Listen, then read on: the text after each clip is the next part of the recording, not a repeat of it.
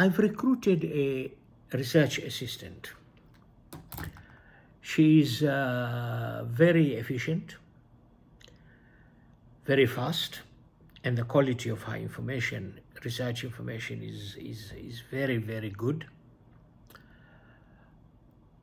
She helps me with the things that keep me busy nowadays.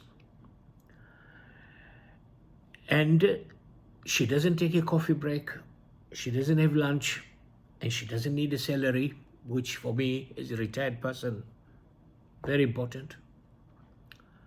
And she's available 24/7. I'll introduce her to you. And as I do, I want you to listen to the conversation I had with her. I know for a lot of people it could be an eye-opener because this kind of details might not be something they're aware of. Some people who are following this issue very closely, and over the years, we are aware of what's there. But it's important that we share that kind of information with others. So I would request you to share this video with other people because it's important that more people understand the situation. Let's go and listen to Malika, my research assistant. Thank you. Hi, Malika. How are you? Hi, Munir. I'm doing well. Thank you. How are you? Good. I've got a couple of questions I want you to check for me in your very big data bank. Sure, Munir. What do you need help with? Okay, here's the first question. As a person who is Japanese, who is Shinto, my religion is Shinto, I have never been to the Middle East, I have never even heard of the land called Palestine, not me, not my ancestors. We have no cultural or religious or ethnic relationship with the land known as Palestine or in some case, or Israel. I want to convert to Judaism. Can I do that? Yes, you can convert to Judaism regardless of your cultural or ethnic background. Conversion to Judaism is a personal and religious journey. It typically involves studying Jewish beliefs, practices, and laws, and often includes guidance from a rabbi. After a period of study and practice, there are usually rituals, such as immersion in a mikveh, and a commitment to follow Jewish laws that mark the conversion. Would you like more detailed information about the conversion process? No, thank you very much. Once I have converted to Judaism, here comes the second part of the first question. Once I have converted to Judaism, can I get Israeli citizenship?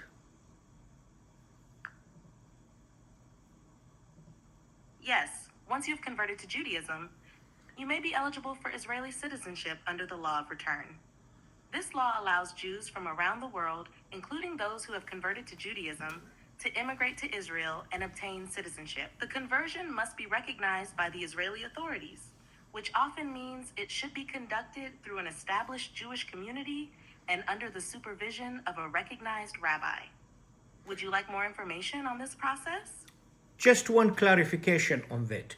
You said once I convert and my conversion is recognized by the authorities, I can go back, I can obtain Israeli citizenship and go to live in Israel under the law of return. Is that correct? Yes, that's correct. Once you convert to Judaism and your conversion is recognized by the Israeli authorities, you can obtain Israeli citizenship and live in Israel under the law of return. Even though I have never been to this place, neither have my ancestors been there, we have never had any cultural, religious, or ethnic relationship with this land called Palestine. I can still return. I have never been there. To return, I need to be there, right? I have never been there. How can I return to a place I have never been to?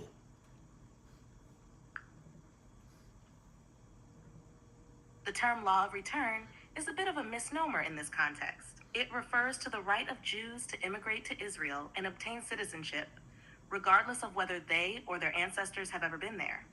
It's based on the idea that Israel is a homeland for Jews everywhere. So even if you have never been there, you can return in the sense of coming to a homeland that welcomes Jews from all over the world. Now here is the second question. My neighbor is a Palestinian. He Sure, Munir? was What's the second question?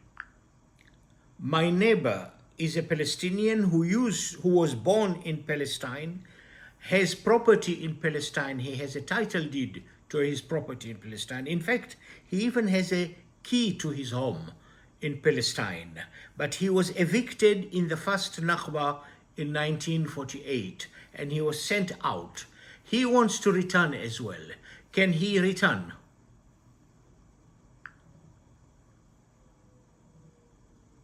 The situation for Palestinian refugees, including those displaced in 1948 during the Nakba, is complex and politically charged. Currently, under Israeli law, Palestinians who were displaced and their descendants generally do not have the right to return to their former homes or reclaim property.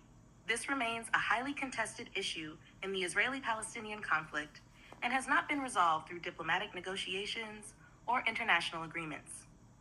Efforts and discussions around the right of return for Palestinian refugees continue in various international forums, but as of now, there is no legal framework that allows them to return and reclaim their properties in Israel.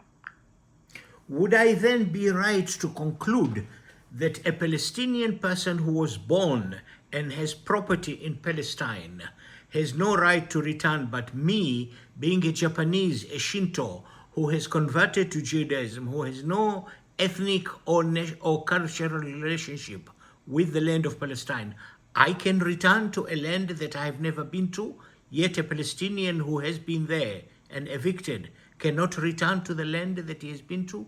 Is that the law is that the correct under Israeli law?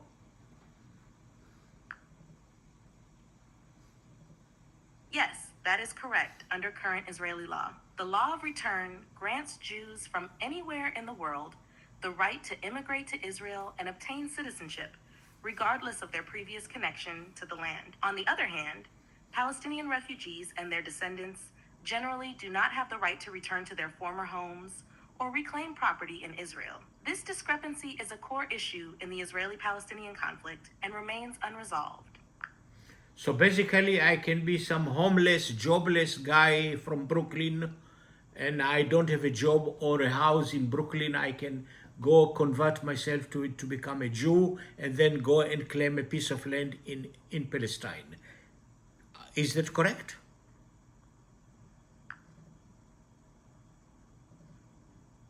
Under the law of return, once you convert to Judaism and your conversion is recognized by the Israeli authorities, you can immigrate to Israel and obtain citizenship. However, this does not mean you can claim a specific piece of land in Israel or the occupied territories. Immigration under the law of return allows you to live in Israel and become a citizen, but property ownership and land claims are subject to other laws and regulations. It's important to differentiate between gaining citizenship and the legal processes involved in acquiring property. Can I become a settler in one of the settler territories? Yes, as a new immigrant to Israel under the law of return, you could potentially move to a settlement in the occupied territories. However, it's important to note that these settlements are considered illegal under international law, although Israel disputes this. Living in a settlement involves complex legal, political, and ethical issues. If you choose to pursue this path, it would be wise to thoroughly research and understand the implications and controversies surrounding Israeli settlements in the occupied territories.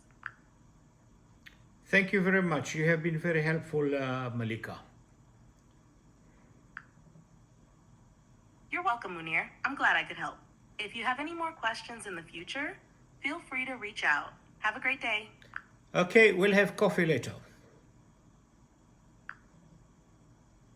Sounds good, Munir. Looking forward to it.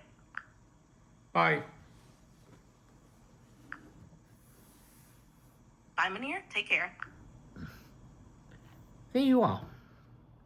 You can be somebody who has absolutely no relationship with Palestine, no history with Palestine, no ancestry with Palestine, nothing to do with Palestine. Maybe you are some jobless guy in some European or American city, homeless, jobless. Get yourself converted, get yourself approved, go to Palestine, go to some settlement, get an indigenous Palestinian thrown out of their homes, their lands, their farms, take it over, and there you are. You're the landowner. And who are the people who are actually financing and arming this kind of fraud that is happening in Palestine? The same guys who did this to other people in what is today known as America, Australia, millions have been exterminated the same way they are trying to do now to the Palestinians. Millions have been exterminated. People have gone out from Europe, all kinds of people, to the Oceania region in Australia, to across the Atlantic, exterminated millions and settled there and acquired their lands and started the process of settling new immigrants. Because they exterminated everybody, so of course they need people. So they are until today bringing in new people. That's what they want to do to Palestine. And they are funding and arming that process. We can see it today. Which country is the one that has been arming the genocide and financing the genocide that is happening in Gaza today? The same guys who did the same to the natives of America. This is going on. Bring people from all over the world who have absolutely no relationship with that land, call them Jews, and give them property, some settlement, and deny the indigenous people the right to be there or the right to return. That's the reality of what's happening here. Of course, Jews, me as a Muslim, my scripture says that they have been given the right to live there, but to live there with other people. It's there in the Quran. I'm not going to deny it as a Muslim. If I deny that as a Muslim, then I'm denying my scripture, the Quran. No, the Quran is very clear. Yes, they have been given the right to live there, but not to live instead of the people, but with the people. There is no place in the Quran which says go and kill their men and possess their women and their children, kill their chicken and their goats. This is the Deuteronomy that says that. The Quran has given them the right. In the Quran it is there. They have the right to live there, but with other people, and not just any Tom, Dick and Harry. People who are actually the followers of Moses. It's there. And not everyone who claims to be the son of Israel is a follower of Moses. That's a different discussion and a different debate. We can have that. There is a history there, and we recognize it. But what they're doing today is a fraud.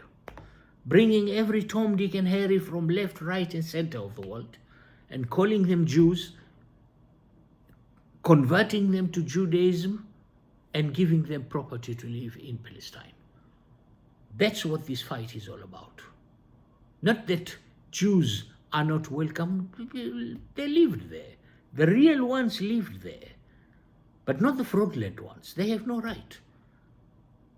And many of these ministers today who are talking about nuking the Palestinians in Gaza, they are frauds. They don't belong to the land of Palestine. That Minister of Finance, look at his face and look at the face of a Palestinian and tell me if he's a Palestinian. And look at his family history. Nothing to do with Palestine. This is the reality today. And that's what this fight is all about. Uprooting people the way they have done it in other parts of the world and created new nations artificially on the skulls and bones of the natives, and they want to do it in Palestine. And that's why we should not allow that to happen. They tried to do it in South Africa, but the South Africans resisted that.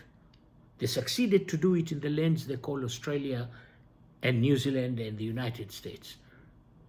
But they should not succeed in Palestine. It is important that we make sure they do not succeed in Palestine. They fail in Palestine the same way they failed in South Africa. And if they want to take immigrants to the lands they have conquered in the past, let them do it.